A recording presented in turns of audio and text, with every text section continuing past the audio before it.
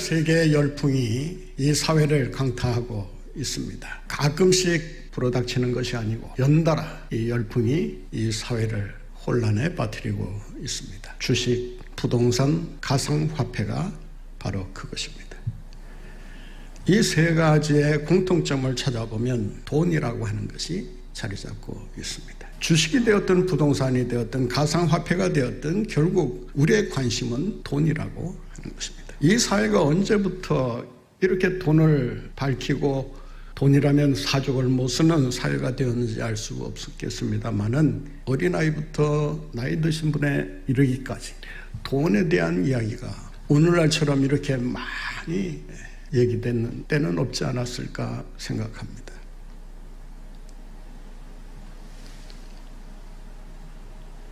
우리 자라나는 아이들에게 장차 희망 직업이 뭐냐라고 물어본 적이 있습니다. 그때 아이들의 대답이 뭔지 아십니까? 건물주.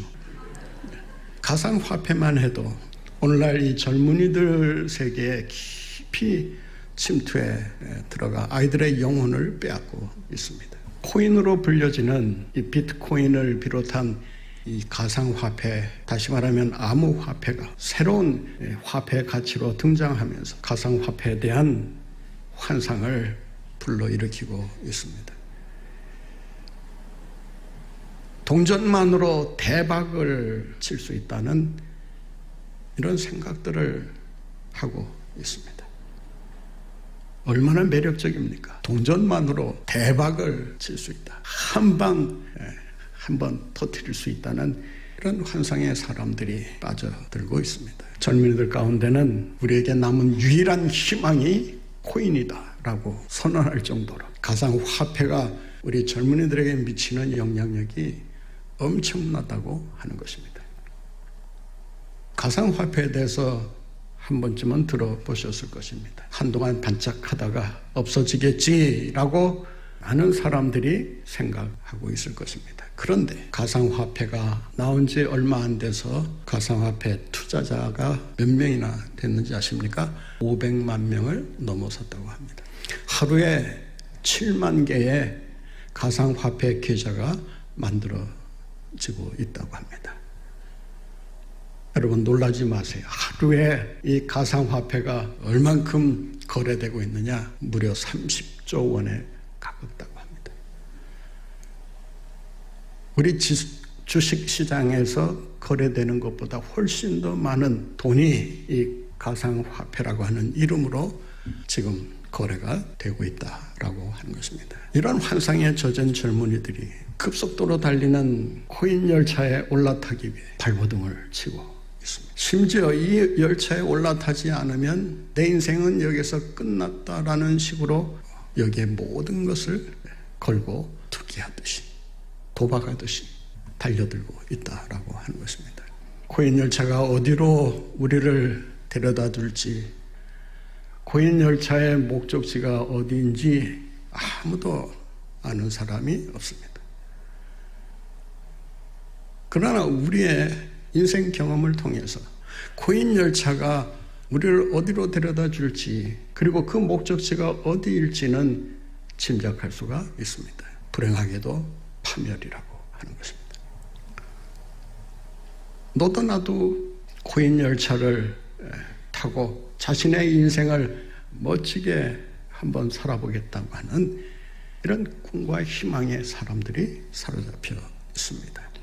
이러한 시대 속에서 우리가 깊이 성찰해야 될 것이 있습니다. 천국 시민으로서 보물에 대한 관심을 어디까지 가져야 되는가? 그리스도인이 이 세상 살면서 돈하고의 관계를 어디까지로 정해야 되는가? 보물을 다루는 믿는 사람들의 태도가 어떠해야 되는가?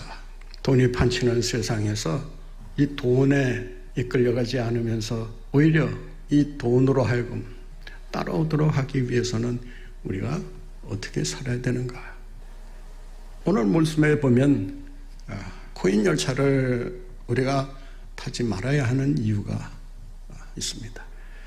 설령 탔더라도 코인 열차에서 탈출해야 하는 이유가 뭐냐? 안전하지 않다는 것입니다.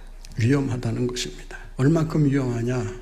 보물이 사라질 수도 있는, 없어질 수도 있는 그러한 위험성이 다분히 존재한다는 것입니다.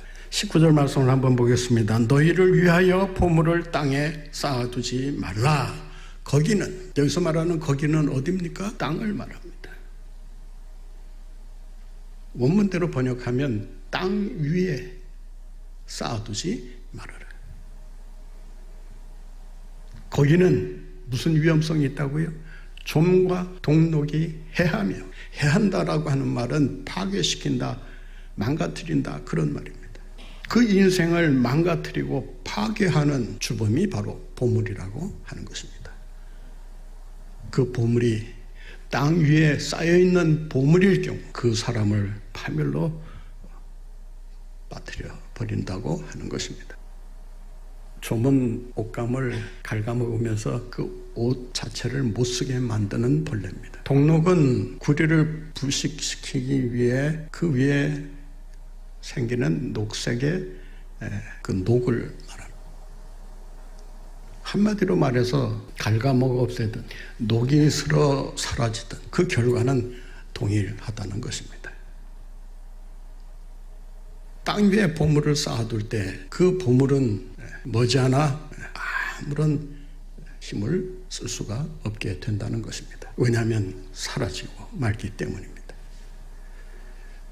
윌라드 캔털론이라고 하는 사람이 쓴 The Day the Dollar Dies라는 책이 있습니다. 달러가 죽는 날, 그런 뜻이에요. 우리말로는 돈이 사라지는 날, 그런 뜻입니다. 이 책은 2차 대전 후에 피폐된 독일 사회를 배경으로 하고 있습니다. 그 전쟁 와중에 열심히 돈을 벌어 부자가 된 여인이 있습니다. 이 여인은 돈을 벌기 위한 목적이 있었습니다. 내가 많은 돈을 벌게 되면 어려운 곳에 이 부를 나누면서 그들의 필요를 채워주는 역할을 하겠다. 그래서 항상 돈을 갖고 있으면서도 생각은 구제해야지, 기부해야지, 이런 생각으로 늘 그 때를 기다려왔다는 것입니다. 그렇게 시절이 흐르는 가운데 마침내 이 여인이 도와주기로 결심을 하고 이제 자기의 부를 나누려고 이제 준비를 하고 있었다고 합니다. 그런데 그 돈을 나눠주려고 하다 보니까 그 돈이 무용지물로 바뀌어버리고 말았다고 합니다. 왜 그럴까요? 독일의 새로운 정부가 들어서면서 기존의 화폐 제도를 폐지시키고 화폐 개혁을 단행하면서 기존에 사용하던 화폐를 휴지 조각으로 만들어 버린 것입니다. 그 전쟁의 와중에 힘써 수고해서 어렵게 쌓아 올린 부를 하루아침에 잃어버린다 생각하니 기가 막힐 노릇 아닙니까?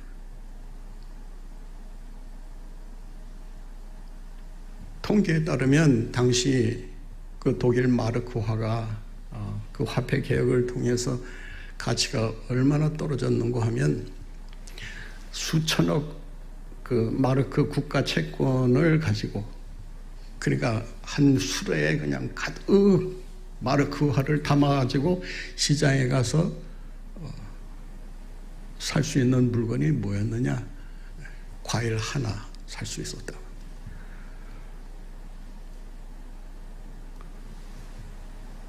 주식도 마찬가지 아닙니까? 주식이 올라갈 때는 그래도 기대하면서 뭔가 되겠다는 그런 생각을 가지고 달려들지 않습니까? 그런데 주가가 폭락하면 그 주가는 아무 쓸모가 없습니다.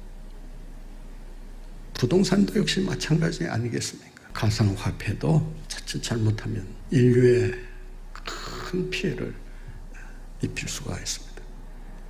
가상화폐에 매달리면 매달릴수록 여러분의 인생은 불행해질 수밖에 없다는 것을 아마 실감할 수밖에 없는 그러한 때가 올 수도 있습니다. 잘 판단하셔야 됩니다. 나의 삶의 우선순위가 어디인가를 지금부터 정해놓고 그 우선순위에 따라서 자신의 삶을 영해가지 않는다면 여러분의 인생은 뒤죽박죽이 될 수밖에 없습니다. 여러분이 아무리 많은 소유를 가지고 있다 하더라도 지금까지 많은 부를 쌓아 올렸다 하더라도 그 부는 쌓아 올리기만 하면 언젠가는 사라지고 말 것임을 기억해야 합니다. 코인 열차를 탈출해야 되는 이유가 있습니다. 또 하나의 위험성이 있기 때문입니다. 오늘 본문은 종과 동록이 해야 할 뿐만 아니라 그 재물을 노리는 도둑들이 판을 치고 있기 때문이라고 경고하고 있습니다. 본 말씀을 다시 한번 보겠습니다. 너희를 위하여 보물을 땅에 쌓아두지 말라. 거기는 종과 동록이 해하며 도둑이 구멍을 뚫고 도둑질하느니라. 헬라어 원문에 보면 거기는이라고 하는 말이 종과 동록 앞에도 나오지만 도둑이라고 하는 말 앞에 반복해서 등장합니다. 따라서 원문대로 번역하면 이렇게 할 수 있습니다. 거기는 종과 동록이 해하며 거기는 도둑이 구멍을 뚫고 도둑질하느니라. 구멍을 뚫는다라고 하는 것은 전문 도둑들이나 하는 일입니다. 구멍을 뚫기 위해서는 치밀한 계획을 사전에 세워야 합니다. 전문적으로 도둑질을 하려면 그 보물이 어디에 있는가를 정확히 알고 그 보물에 접근하기 위해서 나름대로 최선의 노력을 기울여야 합니다. 여러분, 도둑도 그냥 아무 생각 없이 도둑질을 하면서 사는지 아세요? 그렇지 않아요. 도둑에게서 배울 게 하나 있어요. 열심히 있다는 거예요. 구멍을 뚫는다라고 하는 그 헬라 원어를 보게 되면 통과한다는 디아라는 전치사와 땅을 판다는 단어가 합쳐진 말입니다. 아마 당시에 어느 안전한 장소에 말하자면 보물함이라든지 금고라든지 그런 곳에 접근하기 위해서는 땅굴을 파야 하는 일이 있었던 것 같습니다. 또 하나 재미있는 사실은 우리말 번역은 도둑이라고 단수로 되어 있습니다. 그런데 헬라 원문에 보면 클렙타이라는 복수형을 사용합니다. 따라서 정확히 번역하면 도둑들이 구멍을 뚫고 도둑질하느니라 라고 해야 합니다. 단수냐 복수냐는 매우 중요합니다. 보안은 한 사람만 노리는 게 아니에요. 많은 도둑들이 그 보물을 손에 쥐기 위해 노리고 달려든다는 것입니다. 도둑이 보물을 찾아가는 것이 아니고 어떻게 보면 보물이 도둑을 불러들인다고 하는 것이 정확한 말이라고 할 수 있습니다. 실제로 훔치는 사람도 도둑이지만 남의 보물을 탐내는 일도 어떻게 보면 마음으로 도둑질하는 것과 다를 바가 없습니다. 그런 의미에서 한때 유행했던 말처럼 모두가 도둑놈들이다.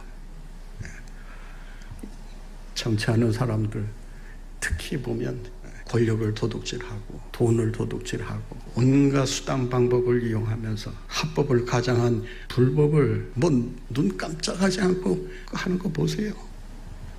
제가 대통령이라면 그냥 당장 가서 매가지를 잡아다가 그냥 끌어내려도 시원치 않을 그런 사람들이 법을 집행하고 법을 만들고 그 법을 가지고 국민들을 등쳐먹는 이런 사악한 잡범들이 특식을 한 이런 사회 속에서 언제 누가 빼앗아갈지 모르는, 강탈당할지 모르는 그런 상황 속에서 살아가는 일이 얼마나 불안하고 얼마나 괴로운 일이겠습니까? 보물을 땅 위에 쌓아 놓을 때 이런 위험성은 반드시 감수할 각오를 해야 한다는 것입니다. 종과 동록을 생각지 않고 도둑을 생각지 않고 재물을 쌓겠다, 천만의 말씀입니다. 그렇게 하도록 내버려 두지를 않습니다. 어떤 방법으로든 그 사람의 보물을 빼앗기 위해 수단 방법을 가리지 않고 그 사람을 해코지하게 될 것입니다. 유대인들이 재물을 가장 안전한 곳에 보관하는 방법이 무엇일까 생각다가 발견한 것이 하나 있습니다. 여러분의 재물을 어디에다 보관하고 계십니까? 어디에 보관해야 가장 안전하다고 생각하십니까? 어디에 주로 보관하시죠? 안전하게 보관하기 위해서 여러분이 택하는 장소 어디예요?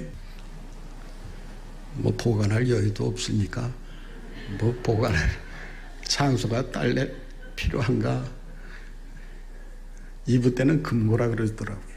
그래서 제가 금고 정도면 그래도 뭔가 있는 축에 드는 거 아닌가. 근데 유대인들은 항상 그 위태로운 상황에 늘 부딪혀야 하는 세월을 살아왔기 때문에 어느 금고에 보관하는 것도 안전치 않고 뭐 집에 장롱에 숨겨놓는 것도 안전치 않고 급히 달아날 수밖에 없는 그런 상황 속에서 챙길 수 없는 그런 상황 속에서 그래도 재물을 간직할 수 있는 것이 어딜까. 앞으로 여러분 유대인들을 만나면요, 다른 데 보지 마시고 그 사람들의 치아를 유심히 보세요. 금리빨 안 한 사람이 별로 없습니다. 다른 거는 다 가지고 나가지 못해도 금리빨이야 뭐 자기 몸이 가는 곳에 그냥 따라가는 거니까 가장 안전하다 할 수 있어요. 누가 강제로 입을 벌려서 뽑지 않는 한 금리는 자기 소유로 지킬 수가 있다 그 말이에요. 그러나 그런 것도 어떻게 보면 한계가 있는 거예요. 모든 도덕을 다 지킬 수가 없습니다. 막아낼 수가 없습니다. 안전하지 않다 그 말. 왜 우리가 코인 열차에서 탈출해야 되는가? 자기의 행복을 위해서라는 거예요. 어느 누구의 행복을 위해서가 아니라 나 자신의 안전과 행복을 위해서 탈출하라는 것입니다. 오늘 19절 말씀 한번 보세요. 자세히 보세요. 그냥 뭐 다 아는 말씀이다 생각하고 그냥 흘리지 마시고 자세히 보세요. 제일 처음 나오는 문장이 뭐예요? 너희를 위하여. 너희를 위하여, 다시 말하면 너 자신 스스로를 위하여 보물을 땅에 쌓아두지 말아라. 20절 말씀 보세요. 오직, 여기서 오직은 도리어, 차라리 그런 뜻입니다. 도리어 너희를 위하여 보물을 하늘에 쌓아두라. 쌓지 않는 것도 누구를 위한 거예요? 자기를 위한 것이고, 쌓는 것도 누구를 위한 거예요? 자기를 위한 거예요. 그러니까 무엇을 쌓아야 될지 무엇을 쌓지 말아야 될지를 분별할 수 있는 지혜가 필요하다는 거예요. 이런 현명한 선택이 있어야, 그래야 그 인생이 소유에 휘둘리지 않고 재물에 파멸당하지 않고 진정한 행복을 누리며 살아갈 수 있다라고 하는 것입니다. 하늘의 보화를 쌓는 것도 결국 누구를 위한 거예요? 하나님의 영광을 위한 일이지만 하나님의 영광을 위한 일을 할 때 결과적으로 하나님께서 하나님의 영광을 위해 이런 백성에게 상급을 주시는, 축복을 주시는 거예요. 그러니까 축복을 받는 비결은 쌓는 데 있는 게 아니에요. 여러분 쌓아놓기만 하고 그냥 눈뜬 상황에서 그냥 뺏겨버려요. 얼마나 억울한 일입니까? 오래전에 제가 서울에서 한 교회를 섬길 때 아주 좀 돈이 많은 분이 계셨어요. 아끼고 아껴서 큰 돈을 만듭니다. 그 목돈을 가지고 이제 뭐 당시 아마 가게를 차리려고 하셨는지 아니면 그것을 어떤 선한 목적을 위해 사용하시려고 했는지 뭐 자세히는 모르겠지만 그 목돈을 찾아가지고 버스를 타고 가는데 내려서 보니까 가방이 칼로, 예리한 칼로 찢겨져 있었다고.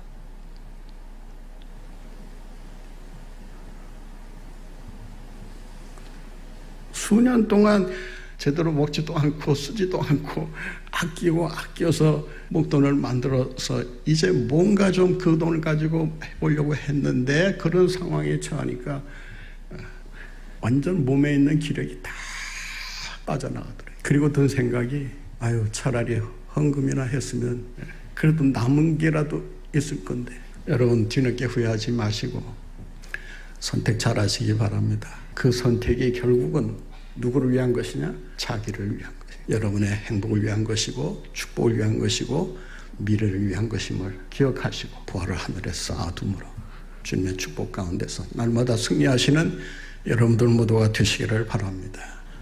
그렇다면 우리가 어떻게 해야 코인 열차로부터 탈출할 수 있는가?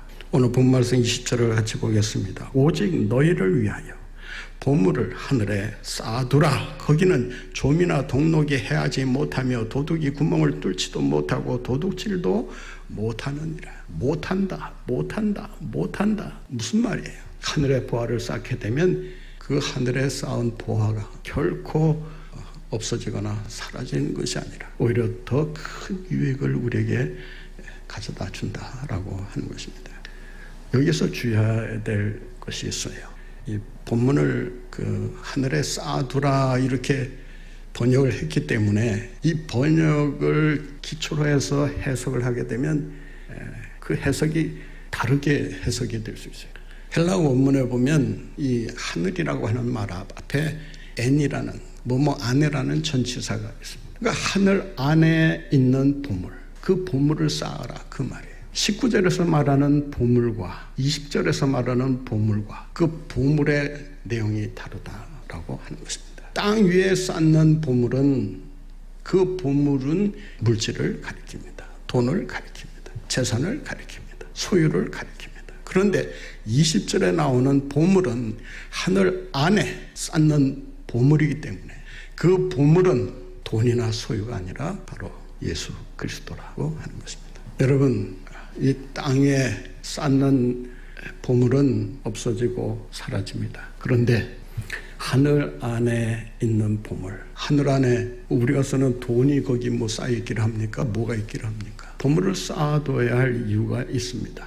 그리고 우리의 마음 중심에 예수 그리스도가 우리의 보물로 담겨 있어야 하는 이유가 있습니다. 21절 말씀 보세요. 같이 보겠습니다.